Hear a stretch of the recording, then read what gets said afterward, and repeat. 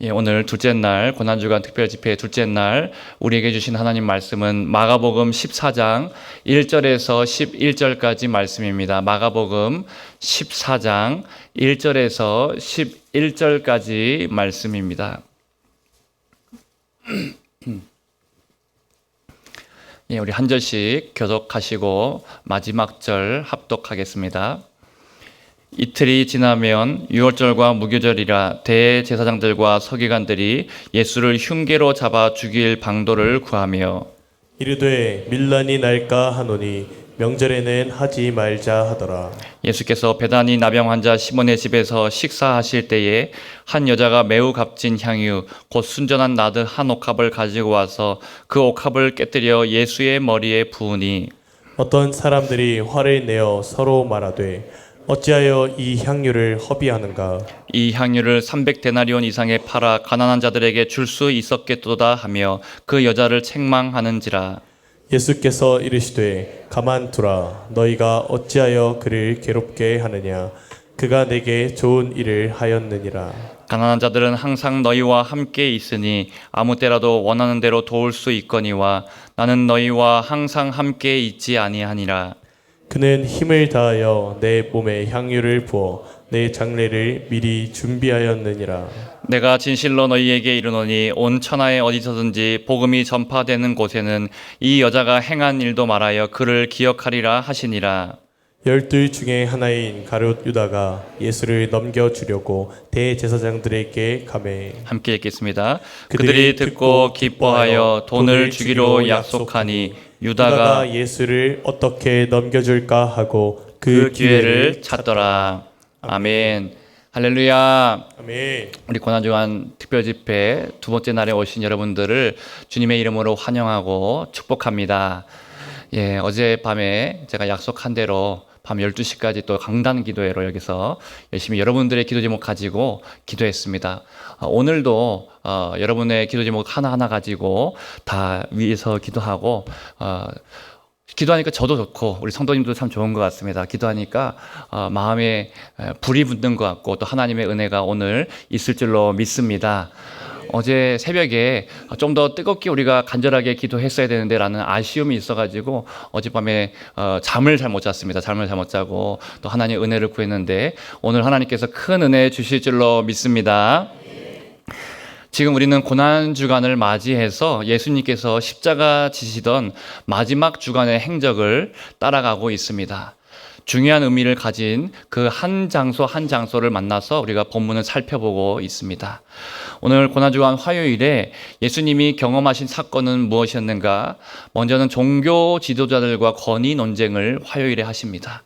종교 지도자들이 예수님께 따지듯이 묻습니다. 너가 지금 무슨 권위를 가지고 이렇게 말하고 이렇게 다니느냐라고 무슨 권위를 가지고 하냐라고 따졌습니다. 여러분, 이 부분은 사실은 내일 말씀인데요. 예수님이 경험하시는 향유 옥합을 깨트려서 예수님께 헌신한 여인의 이야기와 연결되어 있습니다. 이 향유 옥합을 부은 이야기는 내일 이야기거든요. 그런데 권위 논쟁과 그 여인의 헌신은 연결되어 있어서 오늘 같이 말씀을 보려고 합니다. 오늘 본문의 배경을 먼저 한번 생각해 보시면요. 예수님께서 베다니 나병 환자 시몬의 집에 가셔서 식사하실 때에 한 여자가 예수님의 머리에 향유를 부은 사건을 기록하고 있는데요. 여러분, 이렇게 여인이 향유를 부은 사건은 사복음서에 다 나옵니다.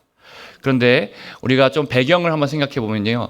이 마태, 마가복음, 그 다음에 요한복음에 나오는 사건은 다 베다니 지역에 그 나병 환자였던 시몬의 집에서 한 여인이 향유를 부었다라고 나옵니다.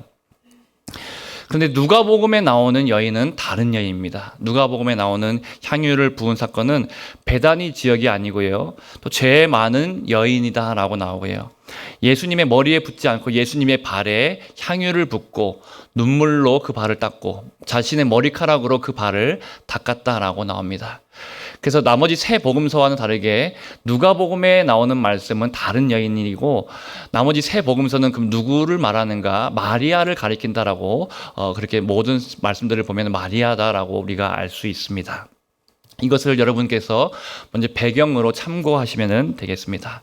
그리고 오늘 본문에 아주 재미있는 것은 이 말씀이 샌드위치 구조로 이렇게 기록되어 있다는 것을 우리가 알 수 있습니다. 여러분, 샌드위치는 어떻습니까? 겉에는 빵이 있고 그 안에 또 이렇게 참치라든지 야채라든지 마요네즈라든지 이렇게 들어가 있는 구조가 샌드위치라고 할 수 있죠. 새벽에 이야기하니까 갑자기 배가 고파질라 하네요. 샌드위치 사주십시오. 예. 아멘 아무도 안 하시네요. 예. 네.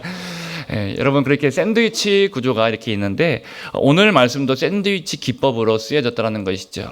오늘 말씀 1절과 11절 한번 띄워주시면요. 겉에 빵을 싸고 있는 것이 무엇입니까? 예수님을 잡아서 죽이려고 하는 이런 대제사장들이라든지 이런 사람들의 모습이 1절과 11절에 빵처럼 그렇게 겉의 모습으로 나옵니다. 그리고 이 빵 속에 이제 내용물은 무엇입니까? 완전히 다른 내용이 나오는데요. 그것이 바로 우리가 읽었던 한 여인이 향유 옥합을 깨뜨려서 예수님께 드리는 장면이라고 할 수 있습니다. 자, 왜 이렇게 샌드위치 구조로 말씀을 해놨을까요? 오늘 말씀을 묵상하면서 깨닫는 것이 있습니다. 오늘 본문 3절에서 4절 말씀을 한번 띄워주시고 같이 보시면요. 예수님께서 베다니 나병 환자 시몬의 집에서 식사하실 때라고 말하는데 그냥 베다니의 시몬의 집에서라고 말하지 않고 굳이 나병 환자라는 것을 꼭 이렇게 기록해 놨습니다. 왜 그렇게 나병 환자라고 기록해 놨을까요? 나병은 당시에 부정한 사람이라고 취급받았고요. 나병의 특징이 무엇입니까? 감각이 없어서 무감각해지는 상태가 나병의 특징입니다. 오늘날에는 한센병이라고 하죠. 근데 여기서 샌드위치 기법을 통해서 강조하려고 하는 것은, 진짜 대조하고 싶은 것은, 여러분, 진짜 부정하고 진짜 무감각한 사람은 이 나병 환자 시몬이 아니고 이 집에 일어나는 일들이 아니고 바로 예수님을 죽이려고 하는 대제사장들과 서기관들, 이 종교 지도자들이 부정하고 또 영적으로 지금 무감각한 자들이라는 것을 보여주고 있습니다. 원래 이 종교 지도자들은 거룩한 일을 도모하는 사람들이었습니다. 이들은 율법학자였고 말씀을 연구하는 자들이고 말씀을 가르치는, 자기들 스스로 권위가 있다라고 생각하는 사람들이었습니다. 오늘날로 하면 여러분 석사, 박사 학위도 다 있고 공부도 많이 했고요. 또 교회에서 중요한 자리를 차지하고 있는 지도자급의 사람들이었다라는 것이죠.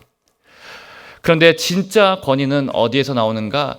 지식에서 나오는 것이 아니고요. 진짜 권위는 어디에서 나오는가? 자리에서 나오는 것이 아니고요. 지도자라는 직분에서 나오는 것이 아니다라는 것을 예수님께서 먼저 보여줍니다. 향유 옥합을 깨트려서 주님 앞에 헌신하고 있는 이 여인의 모습을 통해서, 이 여인의 모습은 십자가에서 예수님이 자신을 깨트리고 자기의 모든 것을 부어주실 것을 보여주는 모습입니다. 바로 십자가의 능력이 진짜 권위이고 십자가의 사랑과 섬김이 진짜 권위라는 것을 사실은 이 말씀의 장치에서 우리에게 보여주고 있습니다. 여러분, 여기에서 무엇을 강조하는지 조금 우리가 깨닫기를 원합니다. 겉모양은 거룩한 일을 도모하고 거룩한 장소에서 나와 있다고 하더라도 종교 지도자들처럼 가장 악하고 또 추한 일들을 도모할 수도 있습니다. 육신적으로 나병에 걸려 있는 것이 문제가 아니라 멀쩡하게 종교 지도자이고 오래 신앙생활을 했고 또 고상하게 거룩한 모양을 가지고 있어도 영적으로는 무감각해질 수 있다는 것이죠. 우리가 참 두려워해야 될 말씀입니다. 여러분, 이것이 오늘 본문에서 우리에게 보여주고 있는 첫 번째 전제라고 할 수 있습니다. 여러분, 그렇다면 우리가 어떻게 이런 영적인 무감각에서 벗어날 수 있을까요? 혹시 내 마음이 굳은 마음 같고 형식적인 신앙처럼 외식하는 그런 모습들이 우리 안에 있다고 한다면 어떻게 이런 영적인 무감각에서 빠져나올 수 있냐라는 것이죠. 어떻게 우리가 십자가의 능력을 경험하면서 진짜 능력 있게 그렇게 살아갈 수 있을까? 오늘 본문을 통해서 우리가 깨달아야 될 것은, 첫 번째는 예수님 앞에 전부로 만날 때 우리가 살아나야 될 것들이 살아나게 됩니다. 오늘 본문 3절 말씀을 다시 한번 보시면요, 우리 한 목소리로 같이 읽어보겠습니다. 한 여자가 매우 값진 향유 곧 순전한 나드 한 옥합을 가지고 와서 그 옥합을 깨뜨려 예수의 머리에 부으니. 여러분, 여기서 한 여인이 옥합을 깨뜨렸다, 예수님 앞에 그것들을 다 부었다라는 것이 무슨 의미입니까? 여러분, 이 모든 것을 다 예수님께 쏟아 부었다, 자신의 모든 것을 주님께 드렸다라는 의미입니다. 이 여인의 지금 어떤 마음으로 주님 앞에 나왔는지를 잘 보여주고 있습니다. 이 가격이 이 성경에 보니까 다양한 본문들 통해서 보니까 300데나리온이라고 말하고, 그 성인 남성이 1년 동안 일하는 그런 품삯 정도 된다라고 합니다. 약 3천만 원이 넘는 큰 돈이다라고 할 수 있습니다. 그것을 지금 이 여인이 깨트려서, 향유 옥합을 깨트려서 다 머리에 부었습니다. 오늘 다 주님께 드리겠다라고 모든 것을 걸고 다 내어놓겠다라는 그런 간절함이 표현되어 있습니다. 여러분, 주님께서도 우리에게 하실 때 마찬가지였습니다. 자신의 전부를 십자가에서 다 쏟아 부어주셨습니다. 자신의 피와 물을 다 쏟아 부어주셨고, 여러분, 목숨까지도 우리를 위해서 다 내어주셨습니다. 전부를 내어주신 것입니다. 이 주님의 전부와 우리의 전부가 만날 때 하나님의 역사가 일어나게 될 줄로 믿습니다. 주님은 전부를 주셨는데 우리는 전부를 내어드리지 않는다라고 한다면 별 역사가 일어나지 않습니다. 신앙이 바뀌지가 않습니다. 우리는 이번 고난주간 특별 집회를 통해서 주님께 우리의 마음을 드리고 우리의 삶을 드리고 전부로 주님을 만나실 수 있기를 축복합니다. 내 삶의 이런 부분은 주님께 지금은 내어드릴 수 없다라고 생각되는 부분이 있습니까? 이 부분은 주님 앞에 감춰두고 싶은 부분, 나중에 좀 드려야지라고, 나중에 해결돼야지라고 하는 부분들이 혹시 있으십니까? 여러분, 주님은 결코 그렇지 않았습니다. 주님은 죽음을 통해서 자신의 전부를 주셨고, 뿐만 아니라 삶 속에서도 자신의 전부를 다 오픈하셨고 우리에게 내어주셨습니다. 여러분, 예수님은 이 땅에 계실 동안에 신비주의 컨셉이 아니었습니다. 스타처럼 그렇게 은둔하면서 잠시만 이렇게 제자들과 함께하고 나머지는 숨어 있지 않으셨습니다. 그냥 우리 곁에 찾아오셔서 같이 먹고 같이 자고 같이 다니고 한순간도 우리를 떠나지 않고 늘 함께 계셨습니다. 아주 솔직하게 자기의 모든 것을 다 오픈해 주셨습니다. 그 주님께서는 우리의 고통 가운데도 늘 함께 계셨고 찾아와 주셨고 이 세상에 나 하나밖에 없는 것처럼 나를 위해서 일해 주셨습니다. 오늘 이 새벽에도 우리가 주님께 전심으로 집중하면서 내 삶의 모든 부분을 주님께 오픈하고 주님께 맡겨드릴 수 있기를 축복합니다. 우리의 전부와 주님의 전부가 만나 놀라운 하나님의 은혜 역사들이 반드시 있게 되는 복된 새벽 되시기를 주님의 이름으로 축원드립니다. 두 번째로, 영적인 무감각에서 빠져나오기 위해서는 나를 깨트려야 합니다. 여러분, 종교 지도자들을 다시 한번 보십시오. 이들은 주님 앞에 깨지지 않고 있는 모습들이 있었습니다. 끝까지 깨지지 않는 모습이었습니다. 예수님을 죽이려고 계획 중인 이 지도자들은 예수님이 성에 입성하신 후에 권위 논쟁을 예수님 앞에 물어봤다라고 했습니다. 종교 지도자들이 예수님께 무슨 권위로 너가 지금 이렇게 가르치고 행했냐라고 따졌죠. 자신들은 권위를 가지고 있다라고 생각했고 기득권을 지키려고 하고 있고 또 외식하는 그런 모습들을 가지고 자신들은 옳다라고 하면서 예수님을 판단하고 다른 사람들을 늘 판단하는 모습을 보이고 있습니다. 여인이 지금 옥합을 깨트리는 장면에도 옥합을 깨트려서 예수님의 머리에 부으니까 사람들이 막 화를 냅니다. 어찌하여서 이 향유를 너가 지금 허비하느냐? 이 향유를 300데나리온 이상에 팔아서 가난한 자들에게 줄 수 있었지 않느냐? 이 여인을 책망하고 나무랍니다. 그런데 예수님은 어떻게 반응하십니까? 이 여인의 편을 들어주었습니다. 6절 말씀해 보시면요, 가만두어라. 너희가 어찌하여 그를 괴롭게 하느냐? 그가 내게 좋은 일을 하였느니라. 여러분, 여기서 주님은 옳은 일이라고 하지 않으시고 뭐라고 하셨습니까? 좋은 일을 내게 했다라고 말씀하셨습니다. 옳은 일이 무엇입니까? 이 종교 지도자들이 하고 있는 일들, 자기들이 옳다라고 생각하는 이 일들이 옳은 일입니다. 바른 말을 하지만 상대방을 정죄하고 판단하고 죽이는 그런 일들이 옳은 일입니다. 겉은 번지르한데 자신의 속은 그렇지 않으면서 말만 하고 말만 잘하고 외식하는 일들이 옳은 일입니다. 옳은 일은 상대방을 판단하고 조급하게 상대방을 다룹니다. 결과가 없으면 계속해서 빨리빨리 그 사람을 바꾸려고 나무라기도 합니다. 관계에서도 계산하고 재기도 하고 그렇게 상대방을 이익 중심으로 대하기도 합니다. 종교자들은 아쉽지만 끝까지 이 모습이 깨어지지 않았습니다. 옳은 모습. 그런데 주님께서 말씀하시는 좋은 일은 어떤 것입니까? 관계적인 용어다라고 할 수 있습니다. 지금 이 여인이 주님 앞에서 옥합을 깨트려서 부어주는 것은 정말 가치가 큰 이 비싸고 또 순전한 나드 향유 옥합을 예수님 앞에 깨어서 부어드리는 것은 누가 봐도 옳은 일은 아닙니다. 낭비처럼 보일 수 있습니다. 이것들을 통해서 가난한 자들을 도우면 훨씬 더 큰 일을 할 수 있을 것처럼 보입니다. 그런데 관계를 위해서 마음을 깨고 또 삶을 깨고 물질을 깨트려서 주님께 드리는 이 일이 주님께서 보시기에는 정말 좋은 일이었다라고 말씀하고 있습니다. 여러분, 오늘 우리도 내 안에 깨져야 될 부분들이 분명히 있습니다. 머리로만 하나님을 알고 하나님을 사랑하고 마음으로는 사랑하지 못하고 있다라고 한다면, 내 마음이 지금 식어버리고 굳은 마음과 같다라고 한다면 이 종교 지도자들과 다를 바가 없습니다. 종교 지도자들은 끝까지 깨지지 않았지만 우리는 오늘 이 새벽에 우리의 마음이 성령으로 깨어지고 하나님의 말씀으로 우리의 마음이 깨어질 수 있기를 주님의 이름으로 축복합니다. 여러분, 우리가 속이 안 좋고 체했을 때 어떻게 합니까? 우리의 손가락 끝을 탁 이렇게 땁니다. 그러면 검은 피가 막 나오고 또 좀 지나면 우리 속이 깨끗해지게 되는 것들을 경험하지 않습니까? 주님과의 관계에서도 우리가 마음을 깨트리고 우리의 삶을 깨트릴 때 더 좋은 관계로, 더 건강한 관계로 나아갈 수 있게 된다는 것이죠.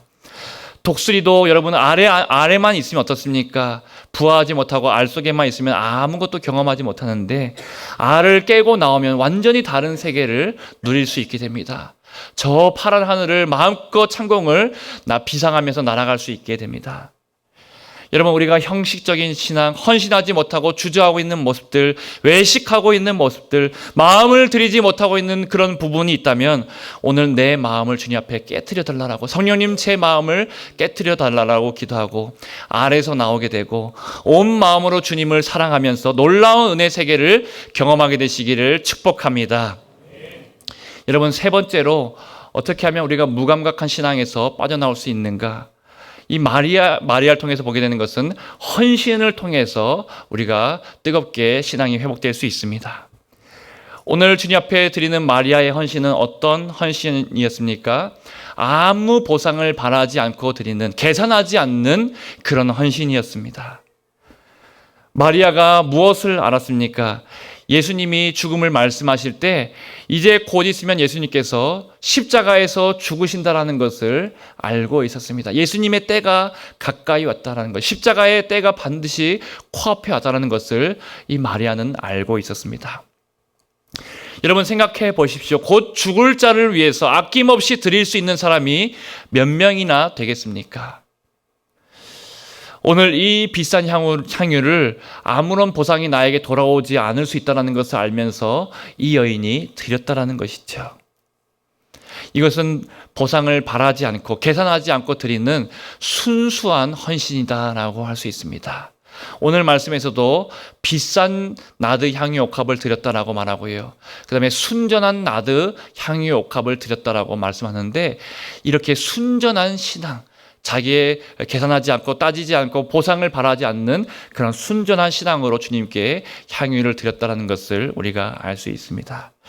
예수님께서는 이 귀한 헌신을 크게 여겨주시고 칭찬해 주셨습니다. 여러분, 그리고 이 여인이 칭찬받은 이유가 또 무엇입니까? 이 헌신의 기회를 놓치지 않았다는 것입니다. 마리아는 알고 있었습니다. 아마 오늘 밤이 지나면 혹은 며칠 안에 예수님을 섬길 수 있는 이 기회를 우리가 놓칠 수 있다는 것을 알고 있었습니다. 어쩌면 오늘 밤이 헌신할 수 있는 마지막 기회일 수도 있겠다라는 생각을 가지고 있었을 것 같습니다. 그렇게 계산하지 않고 자기가 표현할 수 있는 가장 최고의 사랑을, 가장 최고의 헌신을 지금 주님 앞에 이 여인이 드리고 있습니다. 여러분, 우리가 주님 앞에 섬길 수 있는 날, 주님 앞에 헌신할 수 있는 기회도 그렇게 많지 않을 수도 있습니다. 어쩌면 섬길 수 있는 기회는 늘 있는 것이 아니라 지금이 헌신할 수 있고 드릴 수 있는 가장 좋은 기회일 수도 있습니다. 이 지금들이 모여서 우리의 평생의 헌신이 될 수 있습니다. 여러분, 계산하고 따지고 섬기는 것이 아니라 내가 이것을 하면 주님께서 저것을 주시겠지. 내가 이렇게 기도하고 헌신하면 주님께서 이렇게 갚아주시겠지. 여러분, 이렇게 다 보상을 바라는 신앙이 아니라, 계산하는 그런 헌신이 아니라 이 여인이 드린 순전한 향유 옥합처럼 순수한 헌신을 주님 앞에 드릴 수 있기를 축복합니다. 여러분, 그렇게 여인이 보상을 바라지 않고 계산하지 않고 자신을 깨트리고 헌신했을 때 예수님께 돌아온 것은 무엇이었습니까? 예수님은 보상을 해주지 않았습니까? 아닙니다. 보상을 바라지 않고 주님 앞에 드렸을 때 이 여인에게 예수님은 너무나도 귀한 보상으로 그 즉시로 바로 갚아주셨습니다. 여인은 바라지 않았는데 예수님은 다 보상해 주시고 즉시로 갚아주셨다는 것이죠. 어떤 보상을 주님께서 주셨습니까? 제자들에게 예수님께서 말씀합니다. 우리 말씀에 보면 지금부터 이 세상 끝날까지 이 여인이 나에게 한 일에 대해서 모든 사람에게 천국 복음이 전해지는 곳마다 함께 전하라라고 말하고 있습니다. 여러분, 예수님의 말씀대로 그 즉시로 이 여인이 행한 일을 제자들이 다 가는 곳마다 복음과 함께 전했고, 오늘 수천 년이 지난 이 자리에서도 이 여인의 이야기가 아름다운 향기로 우리 가운데 울려 퍼지고 있는 것이죠. 여러분, 그래서 예수님은 결코 우리가 한 일들, 우리가 한 주님 앞에 헌신과 섬김들을 잊어버리지 않으시고, 작은 헌신이든지 큰 헌신이든지 주님께서 기억하시고 가장 아름답게 갚아주십니다. 여러분, 우리는 아무런 보상을 바라지 않고 드린 헌신이지만 예수님은 반드시 우리의 헌신을 기억해 주시고 가장 귀한 것으로 채워주시고 갚아주신다는 것을 기억하시기를 바랍니다. 여러분, 주님께서도 우리에게 자신을 깨트리셔서 십자가를 지실 때 깨어지셔서 우리를 위해서 헌신해 주셨죠. 이 헌신도 결코 그냥 허무하게 끝나지 않았습니다.